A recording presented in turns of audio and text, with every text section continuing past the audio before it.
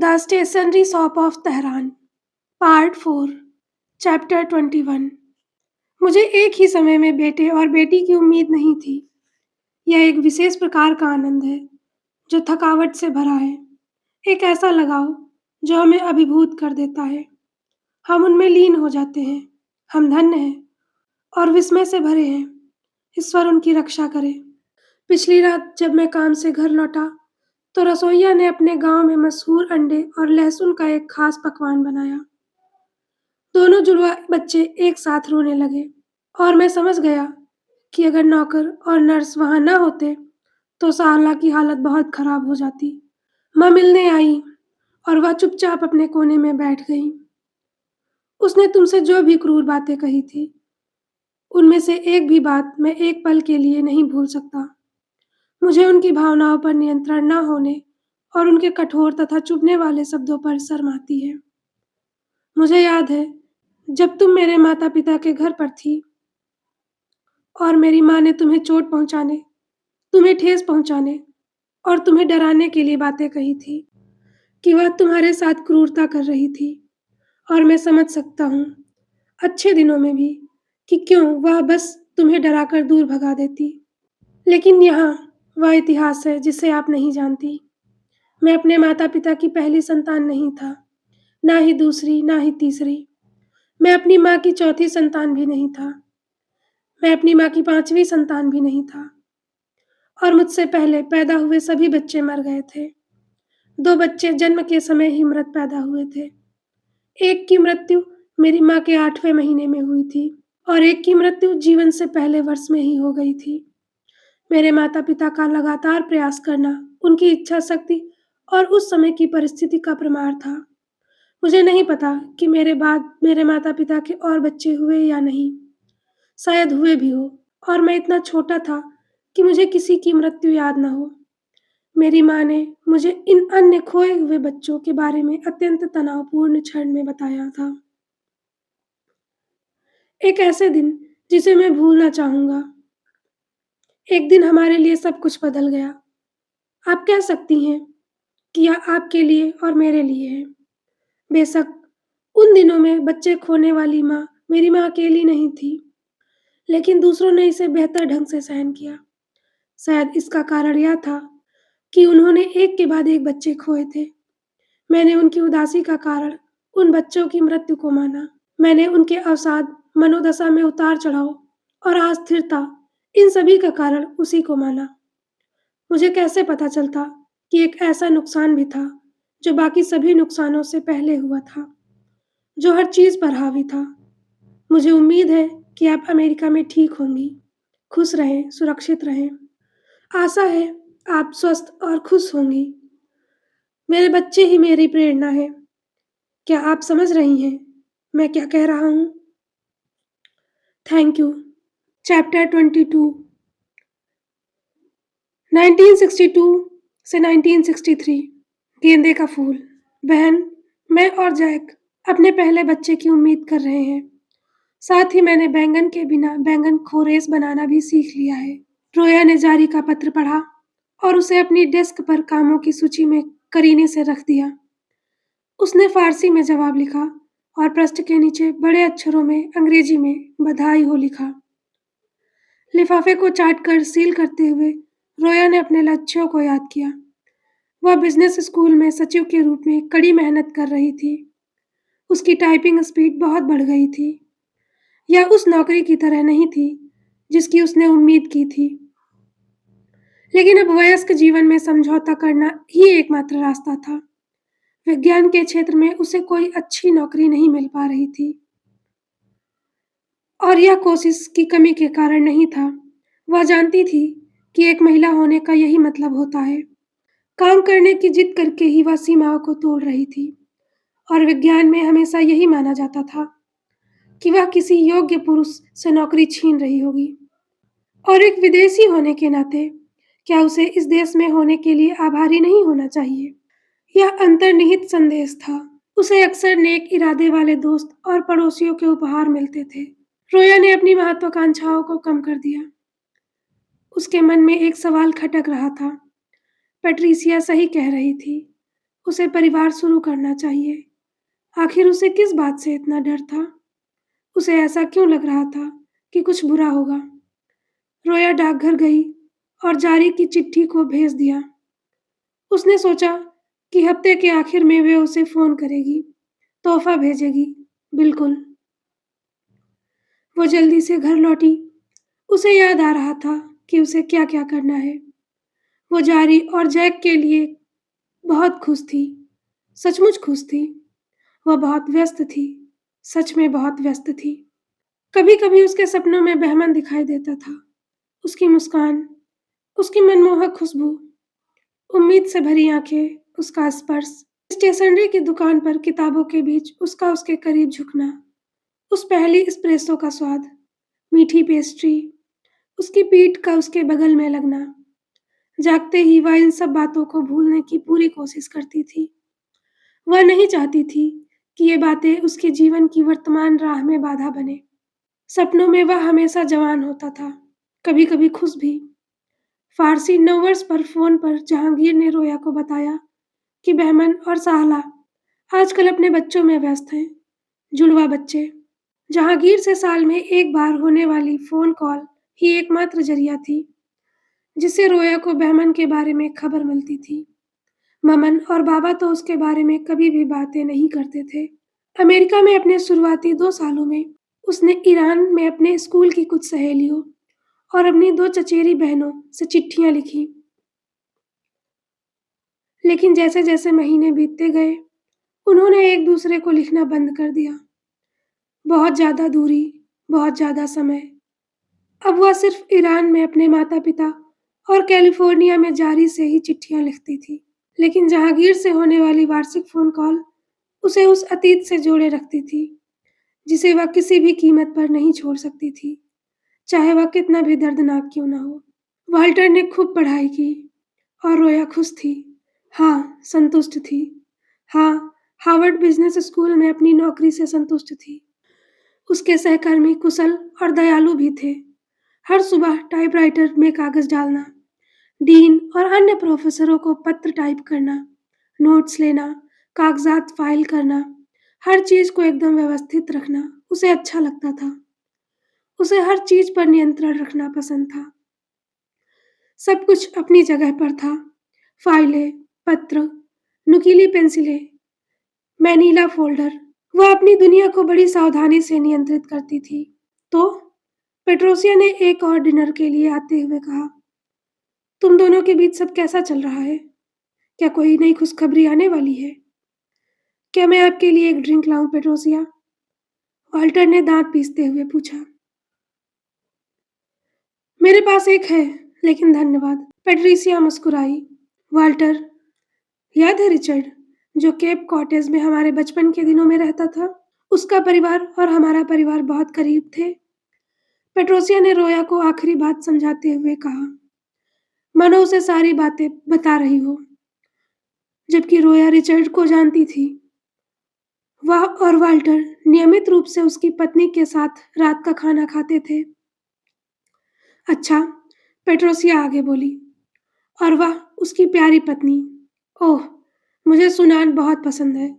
वह कितनी सुंदर है। अपने तीसरे बच्चे की उम्मीद कर रहे हैं। तीसरा? पेट्रोसिया ने अपने पेय की एक घूंट ली। रोया रसोई में गई और बिना किसी कारण के प्याज तलने लगी। उसने उन पर पुदीना छिड़का और कांपते हुए उन्हें कढ़ाई में ही खाने लगी। रोया और वाल्टर अब लगभग 25 वर्ष के थे। उनके अधिकांश मित्रों और परिचितों के कम से कम एक बच्चा था, लेकिन उनके लिए यह खाना संभव नहीं था। पेट्रोसिया असभ्य थी, सीधी और दखलंदाजी करने वाली। यह उनके लिए कोई मायने नहीं रखता था। उन्होंने किसी तरह इंतजार किया था और वह इंतजार करते रहेंगे। वह अपने समय पर आई। उसका जन्म 11 जनवरी 1962 को माउंट आर्बन अस्पताल में हुआ था, और जब रोया ने उसे गोद में लिया, तब उसने उन आंखों में देखा जो अजीब तरह से सतर्क थी।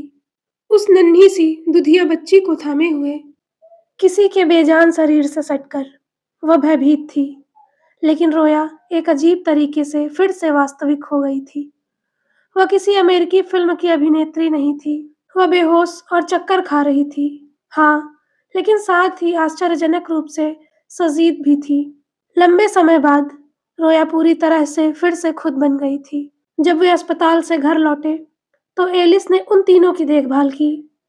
एलिस, जिसके शरीर से आलू के सलाद और लोशन की खुशबू आती थी, रोया के साथ सहज और अपनी पोती के प्रति बेहद स्नेहपूर्ण थी। रोया को ममा की बहुत याद आती थी, लेकिन एलिस की उपस्थिति से वह बहुत खुश थी। एलिस संक्रमण से बचाव के लिए हर चीज़ों को उबालती थी, सबका मन बहलाती थी और खट्टी क्रीम के साथ ढेर सारे पके हुए आलू बनाती थी। 1 साल बाद जब उसके बच्चे ने सांस लेना बंद कर दिया, तो एलिस का चेहरा उतर गया। अस्पताल जाते समय एलिस कार में बैठकर बुरी तरह रोई। वह बेहद घबराई हुई थी। बच्ची हाँफ रही थी। मैरीगोल्ड, उसका नाम मैरीगोल्ड था। वह उनके जीवन में आ गई थी और लगभग 12 महीनों तक रोया ने अपनी झिझक को खोया नहीं था। उसने कभी भी वाल्टर को अपने आप पर पूरी तरह से पहुंचने नहीं दिया था। उसने अपने भीतर का एक हिस्सा हमेशा छिपा कर रखा था। वाल्टर ने इसे स्वीकार कर लिया था। आखिर वह वाल्टर था। बस उसे अपने पास पाकर, हर सुबह उसे देखकर वह बहुत खुश होता था। लेकिन मैरीगोल्ड अपने हल्के भूरे बालों, अपनी धूसर आंखों, दूध पीते समय अपनी कोमल म्याऊं जैसी आवाज़ों और रोया की अचूक ताकत से पकड़ते हुए, मैरीगोल्ड ने रोया द्वारा खड़ी की गई हर बर्फीली दीवार को तोड़ दिया और अपनी बिना दांत वाली मुस्कान से उसे पिघला दिया। 12 महीनों तक थकी हुई और उत्साहित रोया पूरी तरह से खुद थी, यहाँ तक कि उसकी जवानी का रोमांस भी इसके सामने फीका पड़ गया। किसी भी चीज का उसके लिए उतना महत्व नहीं था जितना इस बच्ची का था। अस्पताल जाते समय वाल्टर चुपचाप स्टीयरिंग व्हील पकड़े बैठा रहा। बर्फ लगातार गिर रही थी। बर्फ के ढेर सख्त होकर भूरे रंग के हो गए थे। कार में एलिस की प्रार्थनाओं की आवाज गूंज रही थी। बाइबल की आयतें और ईश्वर की नई विनतियां एलिस केप से मिलने आई थी। वे रविवार का खाना खा रहे थे जब मैरीगोल्ड की खांसी रुकने का नाम नहीं ले रही थी। कई दिनों से चल रहा उसका बुखार और बढ़ गया और वह हाँफने लगी थी। रोया अपनी जलती हुई बच्ची को गोद में लिए कार की पिछली सीट पर एकदम शांत बैठी थी, जैसे वह टूट कर बिखर जाएगी। बस मेरी बच्ची ठीक हो जाए, डॉक्टर उसका बुखार कम कर दे, वह ठीक हो जाएगी। बिल्कुल, उसे ठीक होना ही होगा। मैरीगोल्ड हाँफ रही थी और फिर हताशा में रोया ने उसे एक पुराना फारसी लोकगीत सुनाया। एलिस ने प्रार्थना करना बंद कर दिया और सुनने लगी, और वाल्टर बर्फ पर जितनी तेजी से हो सकता था गाड़ी चलाता रहा। रोया की गोद से मैरीगोल्ड को लेने वाली नर्स की सफेद टोपी के नीचे सुनहरे बालों का एक छोटा सा जूड़ा था। उसके मुंह से सिगरेट की गंध आ रही थी। रोया अपनी बेटी को इस औरत को नहीं देना चाहती थी। वह उसे अपने पास रखना चाहती थी। जो डॉक्टर आया, उसके होठ के ऊपर एक फुंसी थी जो फूटने ही वाली थी। सालों बाद जब रोया अपने आसपास घूमती, तो उसे डॉक्टर की फुंसी और नर्स की सिगरेट की गंध याद करके बहुत गुस्सा आता। ये दोनों उसके और उसकी बच्ची के बीच आ गए थे। ये उसकी जिंदगी की त्रासदी में घुस गए थे और ये हमेशा उसकी यादों में बार बार आते रहेंगे। अस्पताल पहुंचने के 43 मिनट बाद मैरीगोल्ड को मृत घोषित कर दिया गया। फ्लोरोसेंट लाइटों के नीचे लोनीलियम के बर्फ पर रोया के पैर सुन्न पड़ गए। डॉक्टर की आवाज अस्पष्ट थी। वह लड़खड़ाती आवाज में बोल रहे थे, ठीक वैसे ही जैसे अमेरिका आने पर हुआ था। अंग्रेजी समझ से परे थी। उसके बगल में वाल्टर खड़ा था। वह उसके पास ही खड़ा रहा, लंबा और चुपचाप, और उसकी नजर के किनारे से उसके विशाल हाथ कांपते हुए दिखाई दिए। एलिस उसके ठीक सामने तिरछी बैठी थी। उसकी सास के शरीर में आंसुओं के अलावा सब कुछ स्थिर था। वे तीनों भोर होते ही घर लौट आए। इससे बचना नामुमकिन था, और हालांकि रोया ने अस्पताल में ही रहने और बाहर ना निकलने के बारे में सोचा था, और शायद वहीं के लिनेलियम फर्श पर भूख से मर जाने के बारे में भी। उस इमारत में जहाँ बीप की आवाज़ें और शोरगुल था और लाखों अन्य आपात स्थितियाँ थीं। उस जगह पर जहाँ मौत की गंध फैली थी, ऐसी परिस्थितियाँ जो मैरीगोल्ड के जीवन जितनी महत्वपूर्ण कभी नहीं हो सकती थी। वे घंटों बैठे रहे। वाल्टर ने कागजात पर हस्ताक्षर किए और फिर उन्हें जाने के लिए कहा गया। घर लौटते समय बर्फ के टीले मंडराते हुए दिखाई दिए। उसके पास जो अंग नहीं थे, वह अपने हाथ-पैर या उँगलियां महसूस नहीं कर पा रही थी। रोया जानती थी कि कार में कोई और है, वह खुद नहीं। उसे सबसे ज्यादा मैरीगोल्ड का चेहरा अपने चेहरे से लगा हुआ याद आ रहा था। उसका दुख कभी खत्म नहीं होगा, इस बात का उसे पूरा यकीन था। आखिरकार वाल्टर ही था जिसने उसके लिए चाय बनाई। वाल्टर ही था जो हर सुबह सबसे पहले बिस्तर से उठता और उबले अंडे बनाता था। अब वह सीटी नहीं बजाता था। अब हवा में हमेशा कुछ खट्टी सी गंध रहती थी, जो मैरीगोल्ड के जाने के बाद बने गड्ढे में सड़ रही थी। कुछ हफ्ते बाद जब जारी अपने सूटकेस और 2 छोटे बच्चों के साथ आई, तो रोया ने कहा, तुम्हें आने की जरूरत नहीं थी। रोया अपने अंधेरे घर के दरवाजे पर खड़ी थी। उसके पीछे रसोई की सिंक में गंदे बर्तन पड़े थे, कपड़े धोने के लिए ढेर लगे थे और हवा में सीलन भरी गंध फैली थी। ओह, लेकिन मैंने किया था सिस्टर। जारी का बेटा डेरियस अब 4 साल का था। उसकी छोटी बहन लीला जारी की बाहों में छटपटा रही थी। लीला 2 साल की थी। लीला ने वो 12 महीने जी लिए थे जो मेरी गोल्ड कभी नहीं जी सकती थी। हर चीज, हर विवरण, हर शब्द, हर पल, हर व्यक्ति रोया को मैरी गोल्ड की याद दिलाती थी। लेकिन याद दिलाना सही शब्द नहीं था। याद दिलाना मतलब था कि उसे भूल कर फिर से याद करना होगा। लेकिन वह कभी नहीं भूली। हर चीज मैरी गोल्ड से जुड़ी थी। सच में कुछ भी उससे कभी अलग नहीं हो सकता था। यहाँ तक कि ईरान में एक पागल औरत के कहे शब्द भी, जो एक जन्म से पहले कहे गए थे। बच्चे मर जाते हैं। ये रही लीला जारी की बाहों में। ये रही उसकी भतीजी, गोल मटोल, खुश, सांसें लेती हुई, जिंदा दिल, सिर पर बनी हुई गुलाब की टोपी पहने। एक ऐसी टोपी जिसे जारी लपेटकर एक पैकेट में रख देती। इसे रोया को एक नोट के साथ भेजा गया था, जिसमें लिखा था, मननजून ने इसे बुना था और भेजा था। लीला अब इसे नहीं पहनती। अब मैरी गोल्ड को इसे पहनना चाहिए। डेजियस चीखा और रसोई की ओर भागा। जारी ने अपने जूते उतारे और डेरियस पर चिल्लाई कि गीले जूतों पर घर में मत दौड़ो। रोया बर्फ देखती ही रही, जबकि उसकी बहन, भतीजी और भतीजा उसके आसपास तेजी से गुजर गए। दुनिया ठंडे, द्वेषपूर्ण उल्लास के साथ आगे बढ़ती रही। जैक को सुधारने के लिए जारी ने हर संभव प्रयास किया।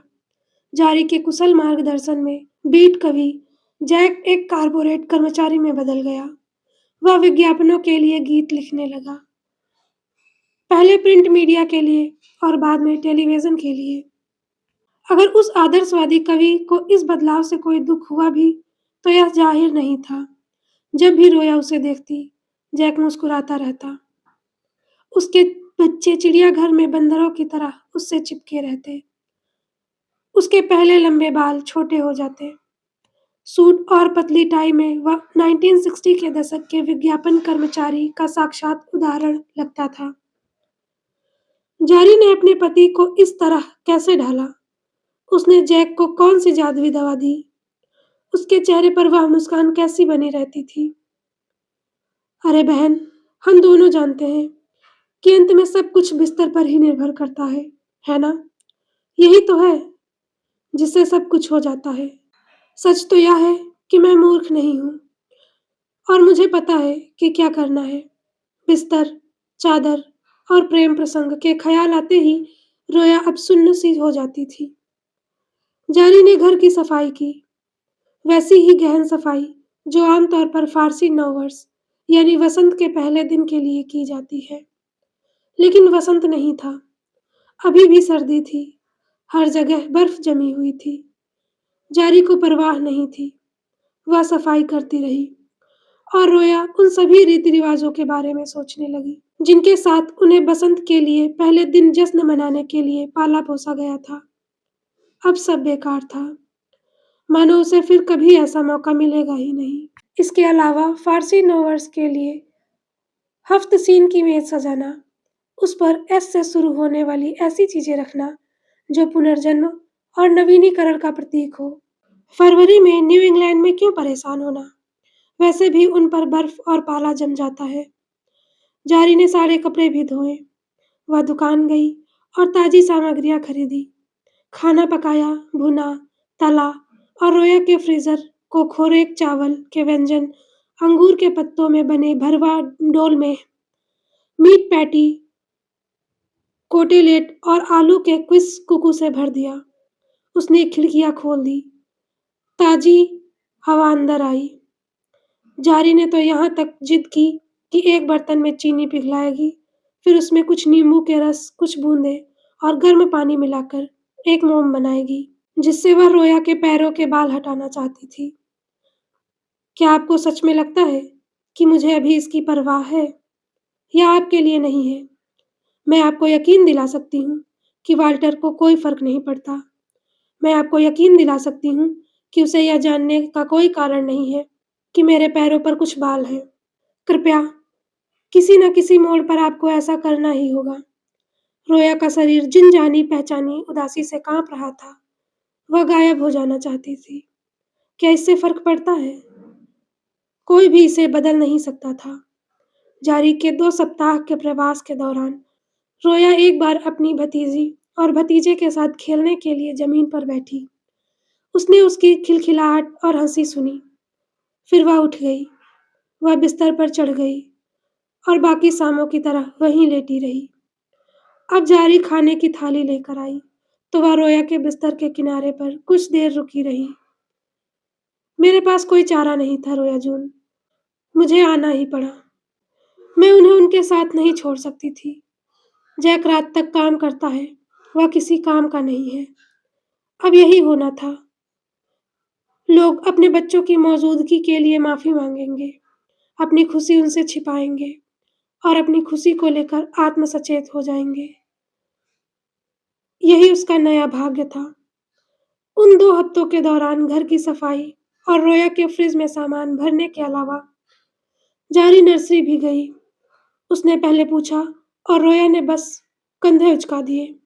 जारी ने बेशर्मी से मेरी गोल्ड के कपड़े डिब्बे में पैक किए, खिलौनों को थैलों में रखा और दान देने के लिए चर्च गई। उसने इतनी हिम्मत की थी कि रोया से कहा कि उसके लिए कुछ कपड़े बचा कर रखे हैं, ताकि वह बाद में जब वह तैयार हो जाए उन्हें देख ले। लेकिन रोया कभी तैयार नहीं होगी। धन्यवाद जारी, धन्यवाद। वाल्टर बार बार कहता रहा। आप कितनी दयालु हैं। यह सब करने के लिए आपका बहुत बहुत धन्यवाद। आपको अंदाजा भी नहीं है कि हम इसके लिए आपके कितने बड़े आभारी हैं। हद से ज्यादा विनम्र, डरपोक वाल्टर। दोनों भाड़ में जाएं। वाल्टर के शिष्टाचार और जारी के उत्साह का क्या फायदा? अपने बच्चे के कपड़े छांटने, खिड़कियां धोने का क्या मतलब था? रोया बिस्तर पर लेटी रही और खाली जगह को घूरती रही। जिस झूले पर बैठकर उसने मैरीगोल्ड को दूध पिलाया था, वाल्टर अपनी घूंट के लिए चुपचाप इधर उधर झूलता रहा। जब जारी के कैलिफोर्निया वापस जाने का दिन आया तो रोया रोई नहीं, यह रोई थी। इन दिनों वह इतना रोती थी कि उसे लगता था कि मानो वह दिखाई नहीं दे रहा हो। कभी कभी उसे खुद भी पता नहीं चलता था। जब उसे लगता था कि उसने आखिरी आंसू बहा दिया है, तब भी उसकी आंखों से आंसू उमड़ पड़ते थे। बाय, रोया ने कहा। कितना साफ सुथरा, कितना अमेरिकी अंदाज। बाय, एकदम आसान। फिर मिलेंगे। शायद इन अमेरिकी लहजों में कुछ तो खास बात है, सहज, अनौपचारिक। इनमें सब कुछ स्ट्रॉबेरी मिल्क शेक और आने वाले अच्छे दिनों जैसा लगने लगा। बहन, मैं तुम्हें बहुत याद करूंगी। जारी ने रोया की गर्दन पर सिर रखकर रोते हुए फारसी में फुसफुसाया। मैं तुम्हें बहुत याद करूँगी। तुम मुझे कभी भी पत्र लिख सकती हो। अलविदा, रोया ने फिर कहा। धन्यवाद। उसे नहीं पता था। उसने कामना की कि निरंतर वह अपने अंदर फिर से दयालुता भर पाएगी या नहीं। कृतज्ञता उसके चारों ओर जम रही बर्फ को रोक सके। मुझे बहुत अफसोस है। जारी से वैसी ही खुशबू आ रही थी जैसी ईरान में एक ही कमरे में रहने वाली लड़कियों के रूप में आती है। चाय जैसी, घर जैसी। तुम जानती हो कि तुम हमेशा जाओ, तुम्हें देर हो जाएगी। छोटी लीला जाने को हंगामा कर रही थी और डोरियस सोफे के पीछे छिपकर लुका छिपी खेल रहा था, जबकि वहां कोई और नहीं खेल रहा था। कुछ मनाने और चिल्लाने के बाद जारी ने अपने बच्चों को गोद में उठाया और उन्हें बाहर खड़ी टैक्सी में बिठा दिया। रोया ने हाथ हिलाया। वाल्टर ने उस सुबह अनगिनत धन्यवाद और कृतज्ञता के भाव के साथ विदाई ली थी और इस बात के लिए माफी मांगी थी कि वह जारी को लोगान हवाई अड्डे तक नहीं छोड़ सकता। उसे एक याचिका तैयार करनी थी, लेकिन न्यायाधीश नरम पड़ गए। इस मामले में कम। रोया दरवाजे पर खड़ी होकर बर्फ देखती रही। तभी टैक्सी उसकी बहन, भतीजे भतीजी को लेकर चली गई। उसके पीछे एक साफ सुथरा व्यवस्थित घर था, जिसमें फ्रिज में ढेर सारा खाना रखा था। उसके सामने कुछ भी नहीं था। काम पर वापस जाने के अलावा कोई और चारा नहीं था। आखिरकार तुमने अपने पैरों के बाल फिर से वैक्स करवा लिए। अब वहां एक भी बाल नहीं बचा था। देखो बहन, अपने दुख में पति पत्नी ने धीरे धीरे एक नया संतुलन स्थापित किया। पहले तो वे एक दूसरे के आसपास सावधानी से चलने लगे और फिर अधिक सहजता से, क्योंकि जैसा कि कहा जाता है, जीवन चलता ही रहता है। बर्फ पिघलकर वसंत आ गया, लेकिन रोया बसंत के पहले दिन फारसी नववर्ष मनाने के लिए तैयार नहीं थी। नवरोज भी नहीं। आखिर नया साल करने को ही क्या था? ऐसा कौन सा पुनर्जन्म था जिसका जश्न मनाया जाए? वसंत ऋतु के पहले दिन रोया काम से थोड़ा जल्दी घर लौटी और चाय बनाई। वाल्टर देर तक काम करता रहा था और रोया ने फारसी नववर्ष की परवाह न करने की पूरी कोशिश की। जब दरवाजे की घंटी बजी तो उसे लगा कि सामने की गली वाली श्रीमती माइकल आई होंगी। वह कभी कभी कुकीज या पाई लेकर आती थी, खासकर पिछले कुछ महीनों में जब से मैरी गोल्ड की मृत्यु हुई थी। लेकिन जब उसने दरवाजा खोला तो रोया यह देखकर हैरान रह गई कि वहां श्रीमती माइकल नहीं, बल्कि पेट्रिसिया थी। पेट्रिसिया ने षटकोणीय बटनों वाला गहरे नीले रंग का कोट पहना था और उसके हाथ में किराने का सामान था। उसके नीले रंग के स्वेट पंप जूते सलीकेदार और महंगे लग रहे थे। क्या मैं अंदर आ सकती हूँ? पेट्रिसिया ने पूछा। जरूर, कृपया। रोया एक तरफ हट गई ताकि पेट्रिसिया लॉबी में आ सके। रोया जानती थी कि अपनी भाभी से अपने हील्स उतारने के लिए कहना ठीक नहीं होगा। पहली बार जब वाल्टर ने जिक्र किया कि रोया चाहती है कि लोग जूते पहनकर अंदर ना आए, तो पेट्रिसिया उलझन में पड़ गई और बोली, मैंने अपनी आधी तनख्वाह फुटवेयर में खर्च की है कि मैं मोजे पहनकर घूमूं। रोया ने पेट्रिसिया का कोट लिया, उसे लॉबी की अलमारी में टांग दिया। पेट्रिसिया को रसोई में ले गई और मसीनी अंदाज में पूछा कि क्या वह चाय पीना चाहेगी। यह बहुत अच्छा होगा, धन्यवाद, पेट्रिसिया ने कहा। उसने किराने का थैला मेज पर रख दिया और गला साफ किया। फिर उसने कहा, मैं काम के बाद माउंट आर्बन गई थी। रोया अकड़ गई। मैरी गोल्ड को माउंट आर्बन कब्रिस्तान में दफनाया गया। माउंट आर्बन स्ट्रीट, वहां की दुकानें। पेट्रिसिया ने आगे कहा, मैंने तुम्हारे लिए कुछ लिया है। रोया ने देखा कि पेट्रिसिया अपने कागज के थैले से सामान निकाल रही है और उन्हें रसोई के काउंटर पर सावधानी पूर्वक रख दिया। वहां सेलोफेन में लिपटे हुए जलकुंभी के छोटे गमले और सेबों का एक थैला था। सोने की पन्नी में लिपटे चॉकलेट के सिक्के और सामुक मसाले का एक पैकेट था। सिरके की एक बोतल और लहसुन की कुछ कलियां थी। यहाँ तक कि कमल के पेड़ के सूखे फल सेजेंट का एक थैला भी था। वे सभी वस्तुएं फारसी के अक्षरों से शुरू होती थी, जो फारसी नववर्ष हफ्त सीन के लिए पारंपरिक वस्तुएं थी।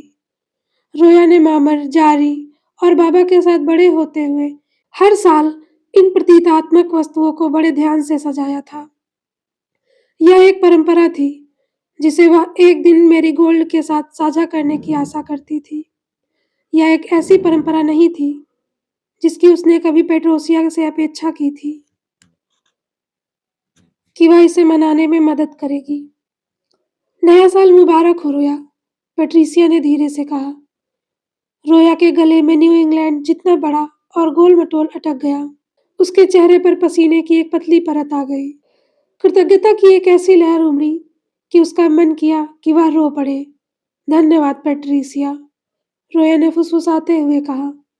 पेट्रिसिया ने जलकुंभी को सीधा करने और सुमाक मसाले को थोड़ा बाईं ओर खिसकाने के लिए मुड़ी। वह अपनी भावनाओं को खुलकर व्यक्त नहीं करती थी, यह बात रोया जानती थी। लेकिन जब वह मुड़ी तो रोया ने देखा कि उसकी भाभी की आंखों में आंसू भरे हुए थे। पेट्रिसिया ने कहा, मुझे बहुत अफसोस है।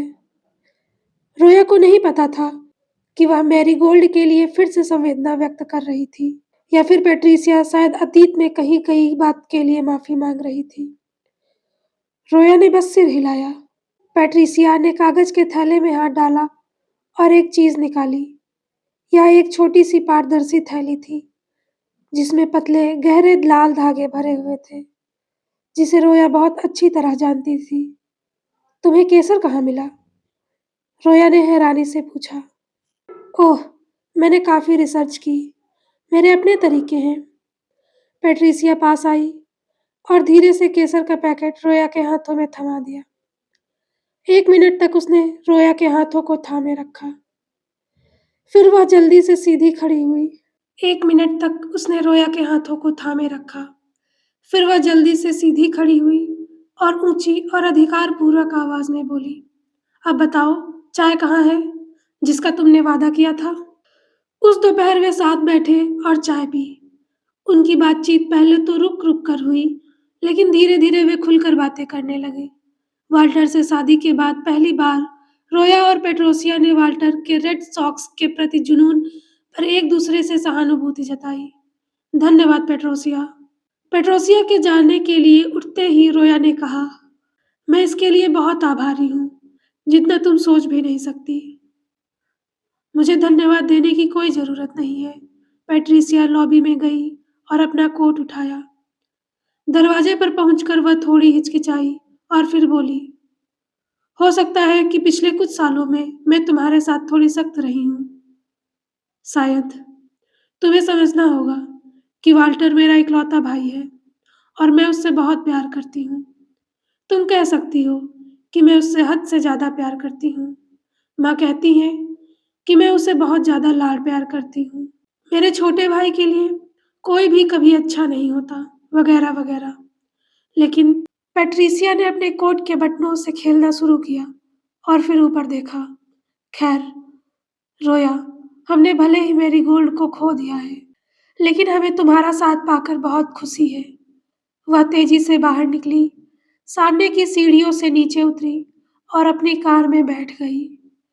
रोया दरवाजे पर खड़ी थी और इस बार वह फूट फूट कर रोने लगी। वे ऐसे दंपति बन गए थे जिनकी ओर दूसरे लोग मुड़कर देखते और उदास मुस्कान देते थे। वे दंपति जिनके लिए एलिच के चर्च में प्रार्थना की जाती थी। वे जिन्हें डाक से फाउंटेन पेन से लिखे शोक संदेशों से भरे कार्ड मिलते थे। रोया एचबीएस में काम करती थी और वाल्टर के साथ उसका एक अजीब सा जुड़ाव था। वे दर्द में एक थे और हर रात सोने से पहले रॉकिंग चेयर पर बैठकर शराब पीता था। वह अपने कमरे में सिमट जाती थी। पिघली हुई बर्फ के ऊपर जमी बर्फ को तोड़ना पहले से अधिक मुश्किल हो जाता है। काम की दिनचर्या, कुछ दोस्त और बड़ी मेहनत से दुनिया में वापसी का एक साया। आखिरकार वाल्टर और रोया फिर से अपने पड़ोसियों के यहाँ डिनर पर जाने लगे। हाँ, उसने फिर से बर्तन निकाले और खाना बनाया। वाल्टर के लिए उसने खुद को मजबूर करके चावल खरीदे, उन्हें गुनगुने पानी में भिगोया और उबाला। और एक रात जब वाल्टर दफ्तर से घर आया, वह अब बोस्टन में प्रूडेंशियल सेंटर के पास एक बड़ी लॉ फर्म में काम करता था। वह सफल था, सब उसे यही कहते थे। तो पेट्रोसिया के बदौलत उसे फिर से केसर की खुशबू महसूस हुई। उसने रोया को गले लगाया और उसके बालों को सूंघा। रोया खुश थी कि उसने तुम वापस आ गए, जैसे कोई बुरी बात नहीं कही। कुछ महीनों बाद अपनी सालगिरह पर वे पहली बार एक रेस्तरां में गए। मेज पर वाल्टर ने उसका हाथ थाम लिया। रोया जून, हमें फिर से कोशिश करनी चाहिए। शब्द उसकी खोपड़ी पर नुकीली सुइयों की तरह चुभ गए, उसकी त्वचा पर। अगर आप तैयार नहीं हैं तो नहीं, लेकिन मुझे नहीं पता। हम बहुत छोटे हैं, रोया जून, है ना? मैं अभी नहीं कह रहा हूँ। मैं कह रहा हूँ कि जब आप तैयार होंगी तब। वह कभी तैयार नहीं हो सकती थी। वह किसी भी तरह मेरी गोल्ड की जगह नहीं लेना चाहती थी। उसने वाल्टर के साथ बाहर जाने के लिए सहमति क्यों दी? वह तो एक रेस्तरां में सबके सामने आने के लिए भी तैयार नहीं थी, जहां उनके आसपास के सभी लोग मौज मस्ती कर रहे थे। उसे बस अपनी बेटी चाहिए थी। वह अपनी बेटी का चेहरा अपने गालों में लगाना चाहती थी। वह उसे गले लगाना चाहती थी। वह उसकी हंसी सुनना चाहती थी। उसे मैरीगोल्ड चाहिए थी। रेस्तरां की मंद रोशनी में वाल्टर के चेहरे पर विनती के भाव थे। रोया ने पहली बार नहीं देखा था कि वह कितने बूढ़े हो गए थे। बर्कले कैफे में कॉफी का कप गिरने की यह घटना 7 साल पहले हुई थी। उनकी शादी को अब 5 साल हो चुके थे। यह 1963 की बात है, लेकिन उनके इस नुकसान ने उन्हें सामान्य जीवन से अलग कर दिया था। वे एक विशिष्ट समूह के हिस्सा थे, जिन्होंने जीवन के प्राकृतिक क्रम में एक अभूतपूर्व उलटफेर का अनुभव किया था। मैरीगोल्ड उनकी शादी के चौथे साल में आई थी, बिना किसी सूचना के और अप्रत्याशित रूप से। लेकिन जब वह आई थी तो उसका हार्दिक स्वागत हुआ। फिर वह गायब हो गई और रोया के हर सबसे बुरे डर को सच साबित कर दिया। जब वह उसे हनी कहकर बुलाता था तो उसे बहुत बुरा लगता था। वह उसे हनी तभी कहता था जब वह उसे नीचा दिखाना चाहता था। जब वह सच में स्नेह दिखाता था तो उसे रोया जून कहता था। लेकिन हनी का मतलब होता है, मुझे बेहतर पता है, हनी का मतलब यह भी होता है कि तुम ठीक से नहीं सोच रही हो। बेशक हम एक और बच्चा पैदा करेंगे। हनी का मतलब यह भी होता था कि उसे इस बात का बिल्कुल भी अंदाजा नहीं था कि उसने सब कुछ किस लिए छोड़ा था, क्योंकि वह उसके प्रति बाध्य थी। मैं नहीं कर सकती, नहीं, उसने कहा। वह उठा और उसने सोचा कि वह बाथरूम में जा रहा है। शायद वह रेस्टोरेंट से कहीं बाहर जा रहा था। उसे उससे दूर जाने का पूरा हक था। मैरीगोल्ड की मौत के बाद वह बिल्कुल बदल गई थी, स्वार्थी, शांत और गुमसुम। शायद वह बाथरूम जाएगा और अपने वाल्टर वाले अंदाज में खुद को संभालेगा और सबके सामने जितना हो सके खुशमिजाज दिखने का दिखावा करते हुए वापस आएगा। और वे रेस्टोरेंट के शोरगुल के बीच अपना बीफ स्ट्रोगनॉफ खाते रहेंगे। वे दिखावा करेंगे कि वे वहां मौजूद बाकी जोड़ों की तरह हैं, लेकिन वह नहीं गया। वह मेज के उसके पास आया। वह घुटनों के बल बैठ गया और धीरे से उसके चेहरे को अपने दोनों हाथों में ले लिया। उसकी नीली आंखों में एक ऐसी उदासी थी जो केवल उन दोनों के लिए ही थी। वह हमेशा यहीं रहेगी, वाल्टर ने कहा, और उसने अपने सीने को वैसे ही छुआ जैसे उसने कई साल पहले श्रीमती किस्पाक की रसोई में पहली बार रोया को उसके खाना बनाते समय छुआ था। फिर उसने अपना माथा उसके माथे से टिका दिया। वेटर आते जाते रहे। बाकी खाने वाले अपने अपने दरवाजे खड़खड़ाते रहे। बर्तनों से खेलते हुए वे बातें करते रहे और बीच बीच में ठहाके लगाते रहे। रोया और वाल्टर उसी तरह माथे से माथा मिलाकर बैठे रहे। उसके प्यार पर रोया को पहले कभी इतना यकीन नहीं था। रोया के हर दुख में वाल्टर का भी उतना ही दुख था। उसने इस दुख में रोया का साथ दिया, अंधेरे और गहराई में उसका सहारा बना, और दुनिया के चलते रहने के बावजूद वह हमेशा उसके साथ खड़ा रहा। वाल्टर हमेशा उसके साथ था, भरोसेमंद, विश्वसनीय, स्थिर। रोया और वाल्टर का प्यार उसके लिए जीवन रेखा थी, जिसके बिना वह जीना नहीं चाहती थी। क्रिसमस की छुट्टियों के अंत में मैरीगोल्ड के जाने के लगभग 1 साल बाद रोया ने झूला कुर्सी को सीढ़ियों से नीचे खींचकर सड़क के किनारे रख दिया। वह जानती थी कि श्रीमती माइकल सड़क के उस पार अपनी खिड़की से उसे देख रही थी। उस कस्बे में जहां अमेरिका की शुरुआत हुई थी, रोया ने झूला कुर्सी को सड़क के किनारे रख दिया और उसे वहीं छोड़ दिया ताकि कोई नया व्यक्ति उसे उठा ले, घर ले जाए और उस पर झूले का आनंद ले। Thank you.